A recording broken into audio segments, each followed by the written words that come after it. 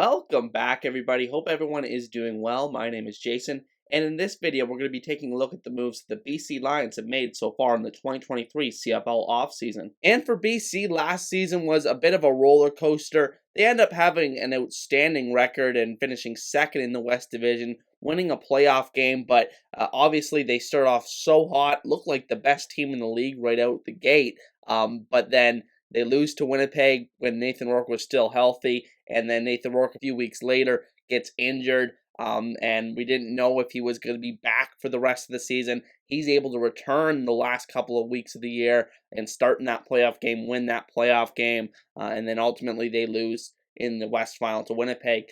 So BC's going to look to try to improve on that this year in 2023, but we'll see if the additions and losses that they had this offseason allow them to do so. But first, as always, let's take a look at some of their key re-signings, starting with a pair of defensive back pending free agents that they had in Gary Peters and TJ Lee. Gary Peters had an outstanding season last year, once again, for the BC Lions. I thought in 2021 he was not as productive as he was in previous years, but then in 2022, this past year, he was really outstanding. I thought he was their best defensive back there in a very strong BC Lions secondary. They also bring back TJ Lee, who is one of the longest tenured players, if not the longest tenured player on this team. An excellent halfback that is just routinely one of the most productive defensive backs in the Canadian Football League and one of the better defensive backs in the whole league. So those two guys just so key to this team. Peters and Lee have been mainstays on this defense and BC Lions roster the past several years. So it is great for the team to bring them back and very essential from a leadership standpoint to keep a big part of those team's core. They also bring back Canadian defensive end David Menard, who back in 2021 with Montreal, he was named the East Division nominee for Most Outstanding Canadian. Had a very good season last year in BC, rotating with Matthew Betts at that other defensive end spot. So I thought that, that was a really good addition for BC, and it was worthwhile to keep Menard around. And then they also bring back offensive lineman Suk Chung, who plays that right guard position. Look a little bit like his old self, and back when he was with Winnipeg, he was one of the best offensive linemen in the entire league.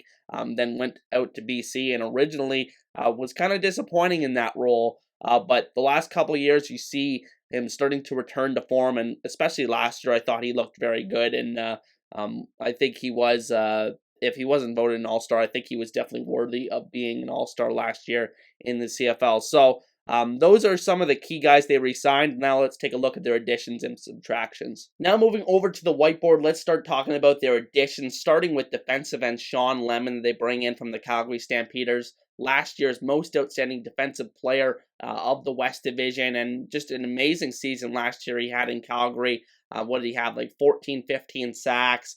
Just really a sack master, really, when you look at his career, just consistently puts up the numbers in the sack department. I think he's approaching 100 career sacks, which he should hit this year in BC. I really like this addition for BC. I think he lingered out there in the free agent market for some reason, that Sean Lemon just doesn't really stick with the team. Like, he's bounced around throughout his entire career. I think this is his third stint with the Lions, where he's had some success in the past. But like I said, he just can't really stick with one team or another, even though he is a very productive player on a year-to-year basis. Don't know exactly why that is. Maybe it's because he's not the greatest player in run defense, but I don't think that's really that valuable when you're putting up the sack numbers that Lemon is. So I thought that was a great addition for BC, really bolsters this defensive line. I don't think that Ubum Gwacham is going to be back, so that opens up an American defensive end spot for this defense, and Lemon is an upgrade on Gwacham, obviously, given what he was able to do last season. So I thought this was their big free agent addition this offseason, but that's not to discount the addition of offensive lineman Michael Couture, who they bring in from the Winnipeg Blue Bombers. I think Couture is one of the most underrated players in all of the CFL. Kind of fell out of favor a little bit last year in Winnipeg just because of an injury that he had, and other guys really showed up to play in his absence in that offensive line. So I think that Couture going back home here to BC, I think he's going to fill a big need there on the interior offensive line at that center position. Going to pair right next to Suk Chung and make a really good 1-2 combo right there on the inside. And I really liked that addition for BC. It made a lot of sense. He played at Simon Fraser University, and I think that it's a really good fit to bring Couture in free agency, and it was really a no-brainer for the Lions to sign him.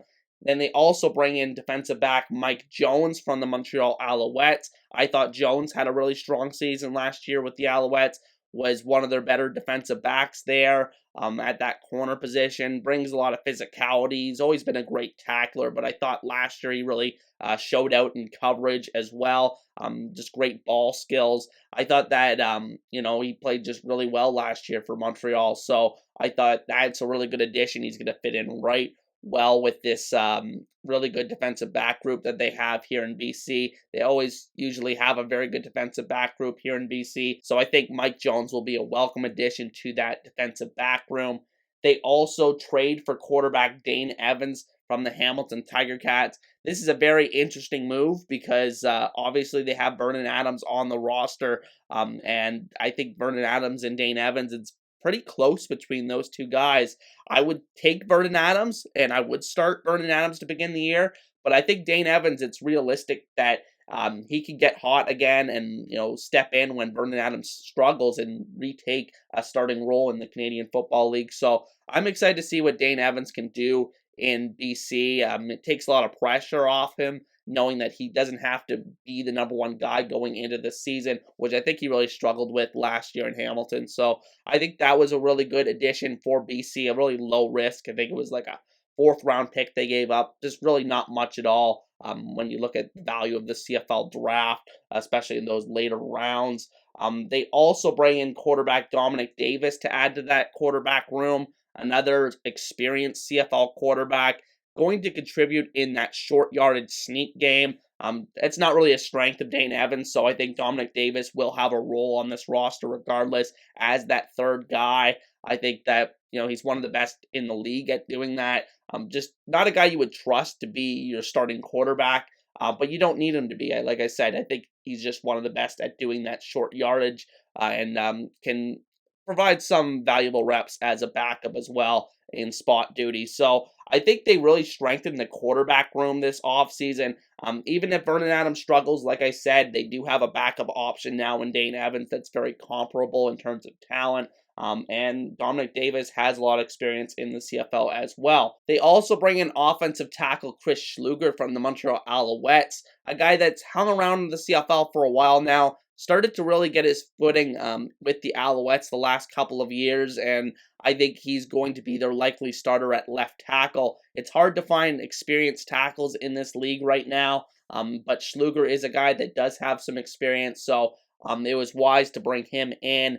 They also bring in linebacker Jordan Herdman-Reed, who was with the team back in 2019 before he left to go to Saskatchewan. And, never really got too much of an opportunity in Saskatchewan. I don't anticipate he'll get much of an opportunity here in BC like he did last time. Last time he was actually one of their Canadian starters when he was in BC last time. But with their Canadian situation in that linebacking core, likely going to be a backup special teams contributor here, but I think it was worthwhile to bring him back. He's good Canadian depth. And then they bring in wide receiver Justin McGinnis from the Saskatchewan Roughriders, and arguably he would maybe be their number one Canadian receiver going into next year. I mean, I'm trying to think who they even else have on the roster other than, Javon Katoya is better than Justin McGinnis, but I think that McGinnis is one of their better Canadian receivers already. I think that's a sneaky good addition for this team, and I think he's a guy that never really got too much of an opportunity in Saskatchewan, despite being a first-round pick. They had a crowded Canadian receiver room, obviously, with Keon Schaefer-Baker and Braden Linius there, but I think in BC he could get a bigger role, and I think that was a pretty good addition for BC. Now shifting over to the other side of the board with their losses, starting most importantly with quarterback Nathan Rourke that they lose to the NFL this offseason, and there's really no understating this. Nathan Rourke made this team a dynamic football team last year. One of the best seasons we've seen in years, despite it being shortened by injury. So I think that Nathan Rourke, wish him all the best down south in the NFL with the Jacksonville Jaguars. But obviously, the Lions do have a significant downgrade at quarterback. And honestly, no matter who they brought in, they stick with Vernon Adams, but no matter who they brought in, even if it was a guy like Bo Levi Mitchell, Trevor Harris, I don't think you're going to be able to replace the pure upside that Nathan Rourke brought to the table. So obviously a huge loss for the Lions, but wish Nathan Rourke, like I said, the best down south. They also lose wide receiver Brian Burnham to retirement. Very notable loss here. He was a core staple of this team the last several years. I think it was a 7-8 year career that he had in the CFL with the Lions. Burnham, just one of the best receivers in the league for many years. And I think he'll be sorely missed. I think his route running, his ability to connect with any quarterback that he had there the last several years in BC will be missed sorely. It's still a very talented wide receiver room, but we'll have to see how they do without that experience that Burnham brought to the table.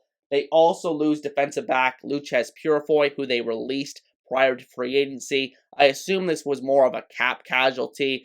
This was a very talented roster last year, and they probably couldn't afford to keep everybody. So they released Purifoy prior to free agency. He lands in Edmonton. I love Luchez Purifoy, one of my favorite players in the league. I love the versatility he brings to the table. Can play half, can play safety, can play strong side linebacker and dime. I'm just really happy that he lands in a good spot in Edmonton, where Chris Jones, I think, is just the perfect coach for him. But for BC, I think this is a pretty big loss because of, like I said, the versatility and just all the different things you can do with Purifoy in your defense. So I think that's a pretty sizable loss for this defense. And then they also lose linebacker Jordan Williams, who they trade away to the Toronto Argonauts. They get a first-round pick in return, but oftentimes those first-round picks don't always turn out, especially when you know you have a very talented player that you're trading away. He's a known quantity in Jordan Williams, who won the 2021 CFL Rookie of the Year after being the #1 overall pick in the 2020 draft. He just kind of fell out of favor in terms of the playing time situation in BC last year. They had a guy like Ben Holadik really emerge as another Canadian starter in that linebacking core. Obviously, they have 2021 Most Outstanding Canadian winner Bo Lacombo at the other linebacker spot. So not really a great chance for playing time in BC for Jordan Williams. He kind of got overtaken by Holadik. So he goes to Toronto, where he's going to be in a dogfight for playing time there too, with guys like Haynock Mwamba and Winton McManus in that linebacking core. But I mean, I wish Jordan Williams the best. I think he's a very talented player, can be one of the best Canadian players in this league, I think. And I think he still has the capability of doing that. But I think it's all about getting the right opportunity going forward for him. But I do think this is a loss for the Lions just from a talent perspective. He is a very talented player. Not too many Canadian linebackers in particular that have that skill set and that speed that Williams possesses.